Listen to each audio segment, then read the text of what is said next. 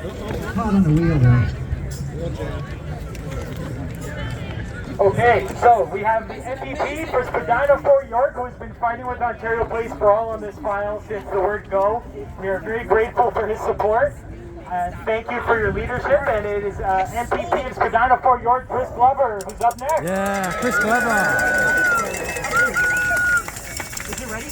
Yep. Okay. Hi. I'm Chris Glover. I'm the MPP for Spadina Fort York. All right. Can you hear me okay? I'm just filming a video. Is this better? Okay. Okay, we just thought we'd try. Hello. Okay, is that better now? Yeah? We can hear. So I'm Chris Glover, I'm the MPP for Spadina Fort York. Ontario Place is in the riding that I represent. And when I think about Ontario Place, it was designed in the 1960s and 70s to represent Ontario, because Ontario doesn't have an identity. You know, we all, pretty much all of us in Ontario, we identify as Canadians. We don't identify ourselves by our region, by our province here. And it was designed by Eb Zeidler and Michael Huff in order to, and Eric McMillan, in order to celebrate this province. It had the world's first IMAX theater, which is an Ontario technology. Eb Zeidler is an Ontario architect. Michael Huff, an Ontario landscape architect, and Eric McMillan designed the Children's Village, which introduced the world to the ball pit. So if you've ever enjoyed a ball pit, or your kids or grandkids have enjoyed a ball pit, that's an Ontario invention. And Austin Mega Spa has nothing to do with Ontario and has no place at Ontario Place. This morning, the NDP held a press conference, and we called out all of the suspicious questions that we have about the way that this deal was made. The process has been broken. I'll just give you some examples. There was the government in September 2018, September 2018, hired 2 conservative lobbyists.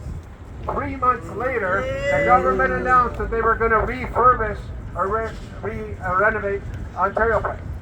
So 3 months before, why did Therma hire conservative lobbyists before this was even on the table? That's the question.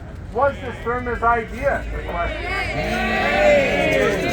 The government extended, they put out the RFP, they accepted proposals, they had proposals, and they extended the deadline for those proposals. And one of the late proposals, what do you think it was? You got it. Okay. The RFP said that the bidders, if you're making a bid, you have to deal with the parking that's already there. And then the government now is saying that they're going to build a $450 million parking garage at taxpayer expense. And we FOI through Freedom of Information, because this government's not being transparent, they're not releasing any documents. Through Freedom of Information, we received the document that the government actually started planning that parking garage in January 2021. 2 years before they announced it to the public. In fact, 6 months after they started planning the parking garage, they had a document released to the public talking about their plans for Ontario Place, and very suspiciously, they did not include that parking garage. We just had a debate. This is the parliament. It's where people are supposed to come and debate.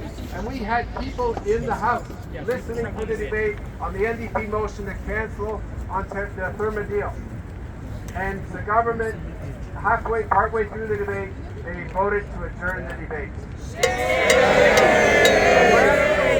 Disrespectful to the people of Ontario. It's disrespectful to the people who came to listen to the debate, and it just shows how little regard this government has for transparency and for our democracy. So we are going to continue to fight for Ontario Place.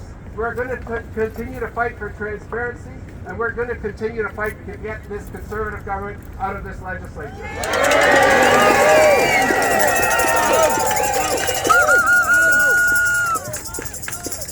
Thank you, Chris Glover, and thank you for giving your best.